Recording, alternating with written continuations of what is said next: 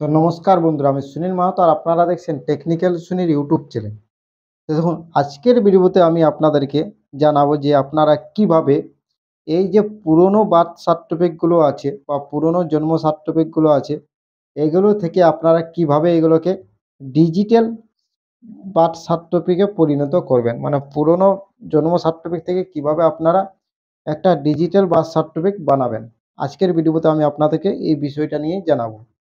এটা 2025-এর একদম সম্পূর্ণ নতুন পদ্ধতি আমি আপনাদেরকে সঠিক পদ্ধতিতে জানাবো, যাতে আপনাদের কোনো রকম অসুবিধা না হয়, আপনারা প্রত্যেকেই এটা কিন্তু করতে পারবেন। তো কিভাবে করবেন তার সম্পূর্ণ ডিটেলসটা জানার জন্য কিন্তু আপনাদেরকে এই ভিডিওটা অবশ্যই শেষ পর্যন্ত দেখতে হবে। আর ভিডিও যদি ভালো লাগে তো ভিডিওটাকে অবশ্যই একটা লাইক করবেন, চ্যানেলে প্রথম হলে সাবস্ক্রাইব করবেন এবং এই ধরনের ছোট্ট ছোট্ট ভিডিও পাওয়ার জন্য বেল আইকন ক্লিক করে রাখবেন।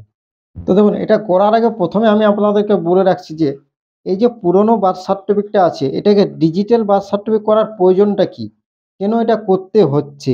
তো সেই প্রয়োজনটা আমি আপনাদেরকে আজকে জানাচ্ছি। প্রথম দেখুন, আপনারা এখন জানেন যে পুরনো বার্থ সার্টিফিকেট থেকে এখন আপনারা আধার কার্ডও করতে পারছেন না, এটার থেকে আপনারা কোনো রেশন কার্ড করা যাচ্ছে না।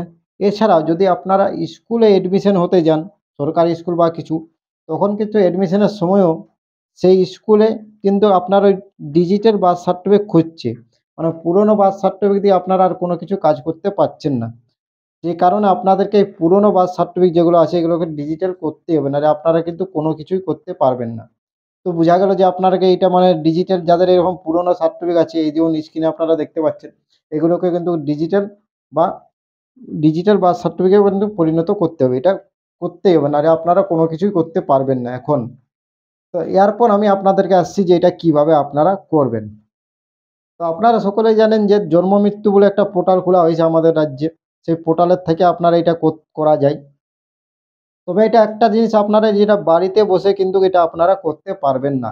এটার জন্য আপনাদেরকে আপনাদের যে পঞ্চায়েত অফিস আছে সেই পঞ্চায়েত অফিসে কিন্তু যেতে হবে এবং সেখানে আপনাদেরকে কিছু ডকুমেন্টস নিয়ে যেতে হবে। এবং যারা শহরে অঞ্চলে বসবাস করেন তাদের কিন্তু আছে সামনে একটা, সেটা হলো মিউনিসিপ্যালিটি এরিয়া। সেই মিউনিসিপ্যালিটি অফিসে আপনাদেরকে যেতে হবে যারা শহরে অঞ্চলে বসবাস করেন। এবার কিভাবে আপনারা করবেন তার পদ্ধতিটা আপনাদেরকে বলছি। তো প্রথমেই দেখুন, আপনারা আপনাদের যে পুরনো এই বার্থ সার্টিফিকেটটা আছে, এই সার্টিফিকেটটা একটা আপনারা প্রথম জেরক্স করবেন, জেরক্স করে রাখবেন। কারণ আপনারা যখন পুরনো বার্থ সার্টিফিকেটে নতুন করতে যাবেন, সেখানে কিন্তু ওনারা প্রথমে আপনাদের এই পুরনো যেই বার্থ সার্টিফিকেটটা আছে এটা কিন্তু অরিজিনাল কপিটাই অরিজিনাল অরিজিনাল কপিটাই তারা রেখে নেবে, তারা কিন্তু জেরক্স নেবে না। তো কি কি আপনারা ডকুমেন্টস দিবেন তাদের কাছে নিয়ে যাবে। প্রথমে আপনাদেরকে একটা তো অ্যাপ্লিকেশন লিখতে হবে যে আপনার এই পুরনো বার্থ সার্টিফিকেটটা থেকে আপনি নতুন বার্থ সার্টিফিকেট করতে চান। আপনার অ্যাড্রেস সব কিছু ওই অ্যাপ্লিকেশনটাতে আপনার একটা মোবাইল নম্বর দিয়ে দেবেন। সেই মোবাইল নম্বরটা আপনার ওখানে ওরা ওটিপি পাঠাই করবেন। এটা তো আপনার গেল যে অ্যাপ্লিকেশন লিখতে হবে। অ্যাপ্লিকেশনের সাথে আপনাকে কি কি ডকুমেন্টস দিতে হবে। তো প্রথমে আমি আপনাদেরকে বলে দিয়েছি যে এই পুরনো যে বার্থ সার্টিফিকেটটা আছে এটা কিন্তু অরিজিনাল কপিটাই আপনাকে দিতে হবে। তার সাথে যদি যার আপনারা আবেদন করছেন বা যার আপনারা বানাতে চান, এই যে বার্থ সার্টিফিকেট বটে যার, তার কিন্তু যদি আধার কার্ড থাকে তো আধার কার্ড দিতে পারেন। এছাড়াও যদি তার কোনো ডকুমেন্টস না থাকে, সেক্ষেত্রে আপনারা হসপিটালের কোনো একটা কাগজ দিতে পারেন। আর যদি হসপিটালেও আপনার জন্য কোনো ডকুমেন্টস না থাকে, তখন প্রত্যেকজনের একটা করে পোলিও কার্ড হয়েছে, সেই পোলিও কার্ডের জেরক্সও আপনারা দিতে পারেন। এটা হলো। এর সাথে বাবা মায়ের আধার কার্ড জেরক্স আপনাদের লাগবে, কিন্তু যার আবেদন করছেন তার বাবা মায়ের আধার কার্ড জেরক্স আপনাদেরকে দিতে হবে।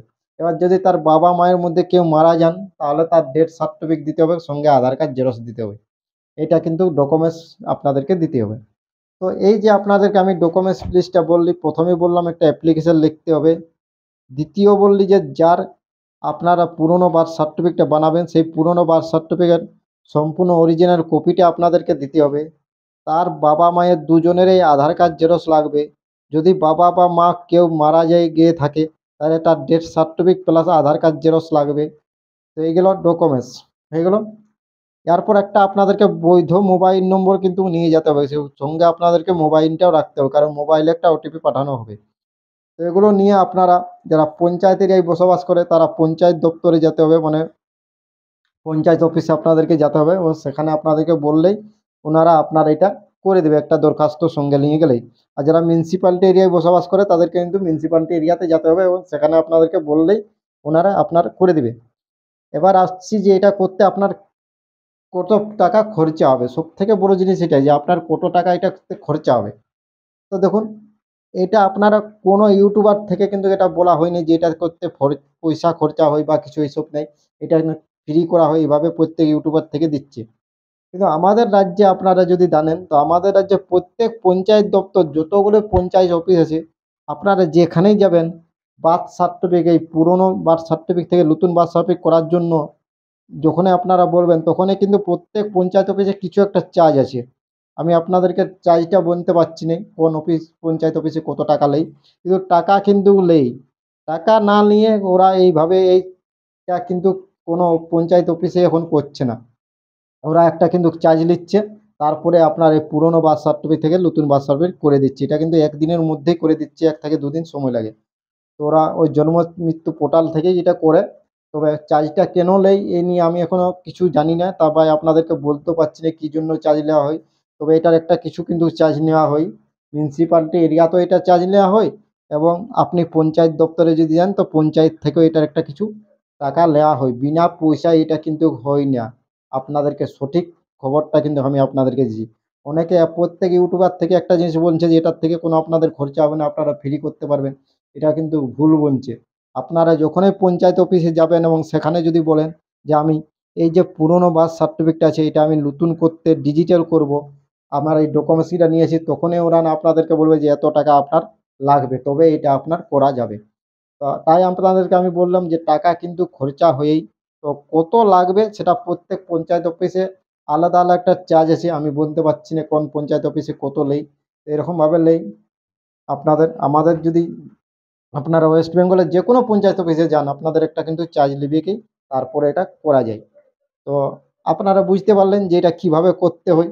আপনাদেরকে পুরো প্রসেসটাই বলে দিলাম, যে পুরনো বলে দিলাম। তো যদি এর থেকে কোনো আপনাদের প্রশ্ন থাকে তো আপনারা অবশ্যই নিচে আমাকে জানাবেন কমেন্ট বক্সে, আমি আপনাদের প্রশ্নগুলোর উত্তর দেবো, অবশ্যই উত্তর দেবো। আজকের ভিডিওটা এখানেই শেষ করলাম বন্ধুরা। ভালো থাকবেন, সুস্থ থাকবেন এবং দেখতে থাকবেন টেকনিক্যাল সুনীল ইউটিউব চ্যানেল। তো আপনারা জেনে গেলেন কিভাবে পুরনো বার্থ সার্টিফিকেট নতুন বার্থ সার্টিফিকেট আপনারা করবেন। থ্যাংক ইউ, ধন্যবাদ।